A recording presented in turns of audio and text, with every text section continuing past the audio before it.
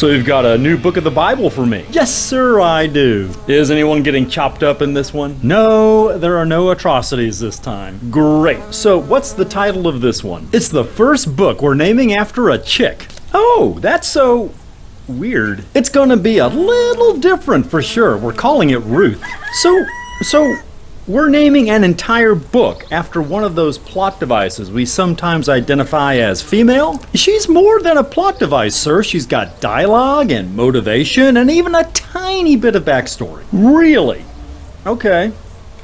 Is there a problem, sir? I thought you were going to write a story about how us guys have such a sweet deal scooping up young women in peril so that we can use them for sex. No worries, sir. That's what this story is all about. Oh, really? Oh, yeah. But I thought it would be fun to disguise it as a woman's story so we can game the system even more in our favor. Then by all means, my man, please proceed. Right. So, as usual, there's a famine in the Promised Land. Yeah, the Promised Land is always having those things, huh? You ain't lying, sir. And there's this woman, Naomi, and she's married to a man named Elimelech, and they have 2 sons. Okay. And to escape the famine, they move from their home in Bethlehem to greener pastures in Moab. Makes sense. Where Elimelech dies, and both their sons die sometime after they'd married Moabite women. Oh my God, Naomi has lost her husband and both of her sons? What happened? Pass. Oh, I see what you did. The men are the plot devices here. They are, sir, and now Naomi is feeling cursed and abandoned by God. She's not actively praising and extolling his name in complete denial of his indifference and malevolence? Nope. You see, just for fun, I thought it might be interesting to have a character in this Bible thing react like an actual human being for once. You're just full of little quirks today, aren't you?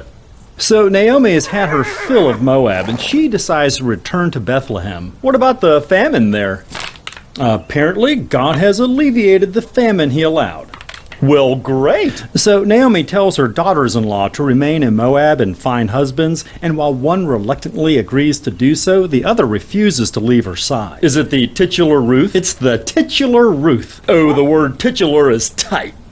Yeah, sorry. So what's Ruth's deal? Ruth is super loyal to Naomi, like to an unhealthy degree. How so? Well, she's willing to follow her mother-in-law into a foreign land plagued by famine and ruled by a hostile and malicious God. Yeah, that doesn't sound wise. But we've got to get the pieces on the board somehow, so off they go to Bethlehem. Well, okay then. And the people there recognize Naomi, despite her being gone for a decade. Sometimes you want to go where everyone knows your name. For sure. So she's going to change her name. Oh. Yep, from now on she wants to be known as Mara, because Mara means bitter. Really wallowing in her misery, isn't she? She definitely feels God ruining her life, and really, can you blame her? I suppose not. So from here on out, she's Mara? Nope. Oh. So Ruth heads to a local field to glean some grain, and as it turns out, the field is owned by a relative of Naomi's dead husband. What a stroke of luck. It is, especially when the field's owner, Boaz, takes notice of the young lady working his land. So this relative of theirs is a landowner, eh? What's he like? Oh, he's very nice to his workers, and they like him too. Okay, he's got some wealth, he's a nice guy. How old is he? He's an older gentleman. Indeed, he even refers to Ruth as my daughter, just like Naomi does. So he's probably close to Naomi's age. Is he looking for a wife? Oh, Mo Debley, he's looking for something. Well, this could be the solution to all their problems. Ruth should have Naomi come to the field the next day to meet Boaz. Maybe they'll hit it off. And with Naomi married to a landowner, not to mention a relative of her deceased husband, their situation would be secure. I think you're missing the point. And Ruth would have no trouble finding a marriage prospect amongst the younger men working the field beside her. God, you're dumb. Pardon me? Do you honestly think that I'm going to all the trouble to write this thing simply to perpetuate the idea that we ought to marry women our own age?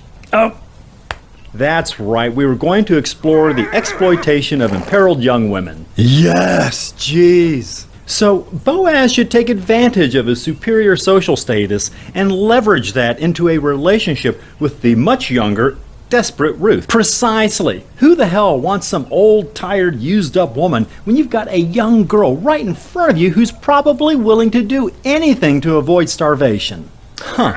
Her consent is virtually involuntary under such duress, isn't it? Hunger is a hell of a motivator. God, I love being a dude in this primitive patriarchal society we live in. It's pretty sweet, huh? So Boaz starts putting the moves on Ruth. Well, of course he does. And he's super nice to her, and he tells her she can eat and drink whatever she likes. And he compliments her, telling her how great she is for sticking by Naomi, ticking off all the boxes. For sure. And he even lets her eat with him, and she's all, "You're so nice." Boy, he's grooming her big time. Oh, hell yeah. And Ruth tells Naomi about him, and Naomi is totally on board with her very young daughter-in-law making an advance on this older guy. She's really into it too, huh? For sure. She even tells Ruth to lie down at his feet while he's taking a nap and await further instruction. It sounds like Mom should be running a whole crew of girls to act as companions for the old men in this town. Maybe. Instead of saying, "Call me Mara," she ought to be saying, "Call me Madam." Nice. But she's just going to concentrate on Ruth for now. Baby steps, I get it. So Ruth does the whole submission thing, lying down at Boaz's feet while he naps. OMG. How does Boaz react when he wakes up? He is stoked. Startled at first, he tells Ruth that he's totally okay with her throwing herself at him. It's pretty darn appealing when the honeys do the whole obsequious thing, not gonna lie. Oh hell yeah. But he's still socially conscious enough to know how inappropriate Ruth's advances are, so he tells her to sneak out so no one knows she was there. Sketchy behavior is definitely best kept on the down low. Oh, absolutely. So Ruth goes back to tell Naomi that all went according to plan. Fantastic. So how do they legitimize the enormous disparity in their ages? From here on, it's just a straight legal transaction. Oh, he just pays for Ruth's sexual services? No, we don't want it to look like prostitution. Oh yeah, duh. It's more like human trafficking.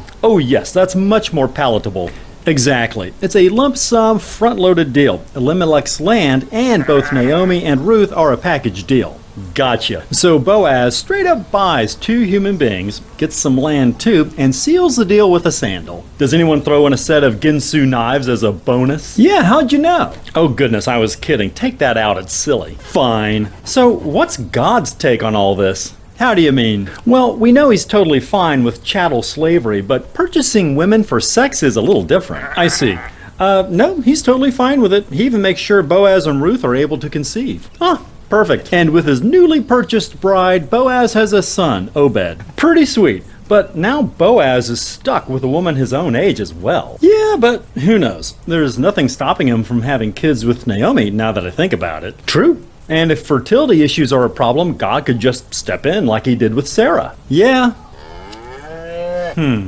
What? I don't think we should even float that as a possibility. No. The whole point here is to legitimize old men buying young girls for sex. Right, but I wanted this to be a little less obvious about it. Now I'm not so sure I've been subtle enough. I don't know. Seems like your average idiot around here will probably try to spin this as some kind of love story. Oh my god, can you imagine someone so desperate to see something that isn't there? I guess time will tell.